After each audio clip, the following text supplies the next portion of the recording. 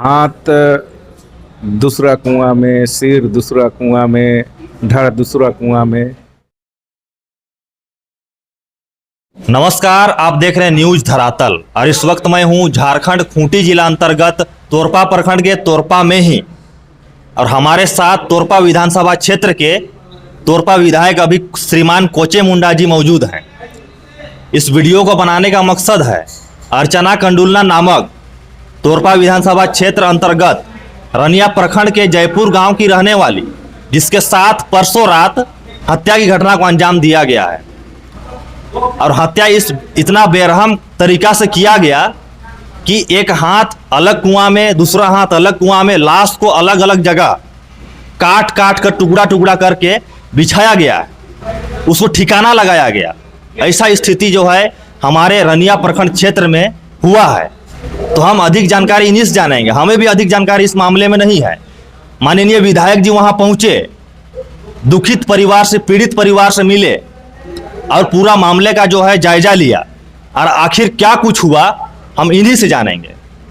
श्रीमान जी, आपका स्वागत है हमारे न्यूज धरातल में। हम चाहते हैं कि पूरा घटनाक्रम का आप हमें समझाएं, हमारे दर्शकों को समझाएं क्या हुआ था आखिर। सबसे पहले तो आपको भी धन्यवाद। हम लोग को जानकारी मिली, कल मिली थी कि गुमला जिला के फौरी गांव में एक लाश मिला है।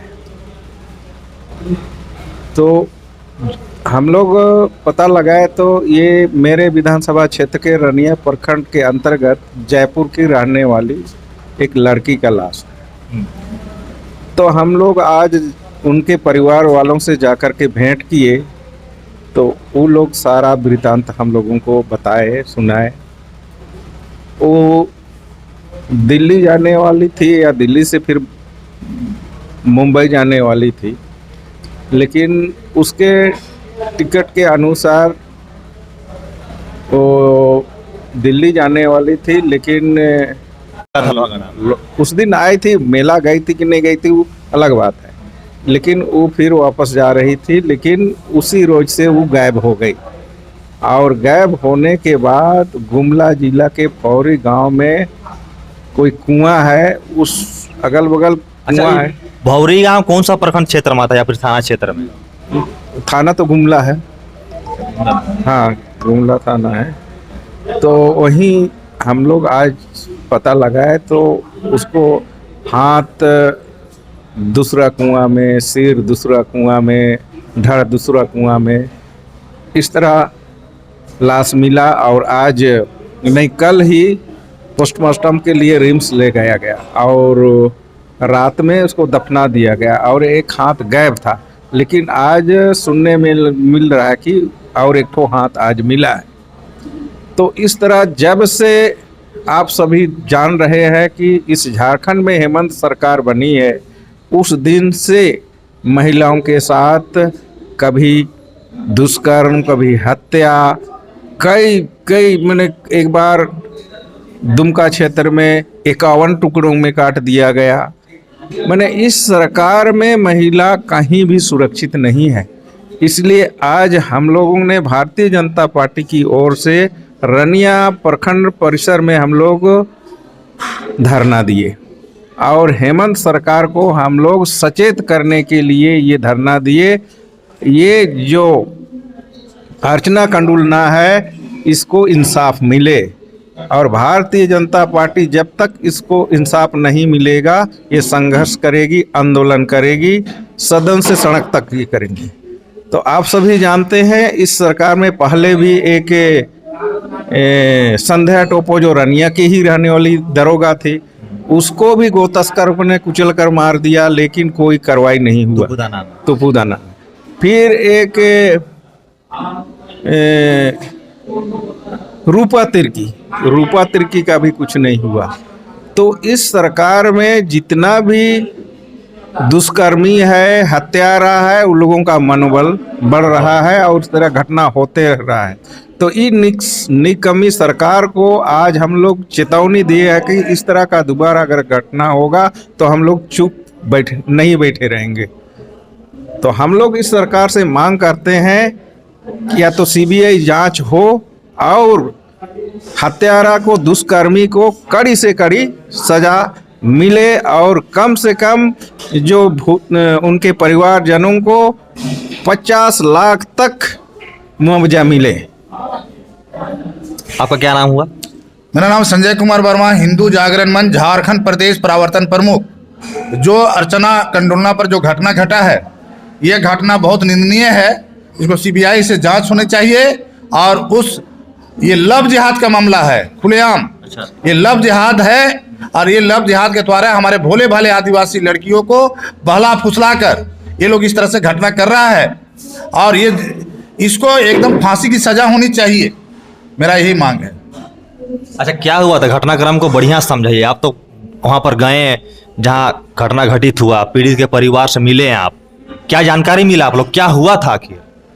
ये बच्ची घर में उसकी माँ रहती है, विकलांग है, घर के एक तरह से मुखिया है घर का, कमाने के लिए बाहर गई, लेकिन मोबाइल के माध्यम से उसको अपना नाम बादल बताकर इसके साथ लव जिहाद किया है। अच्छा, उसका रियल नाम यदि आप जानते हैं तो अगर हम बताना चाहें तो आप बता सकते हैं। मीडिया में तो आ गया है उसका नाम। क्या नाम है? क्या नाम है? मोहम्मद एहसान नाम है, मीडिया में आया है। मीडिया के माध्यम से हम लोग को पता लग रहा है कि मोहम्मद एहसान है वहाँ का, वो फोरी गांव का रहने वाला है, मिर्धा है, वो फोरी गांव का रहने वाला है, लेकिन वो बादल नाम से अपना फेसबुक चलाता है, बादल नाम से सब कुछ करता है। वो नाम लड़की को बादल बताया था। तो ये तो लव जिहाद है, लव जिहाद का मामला है।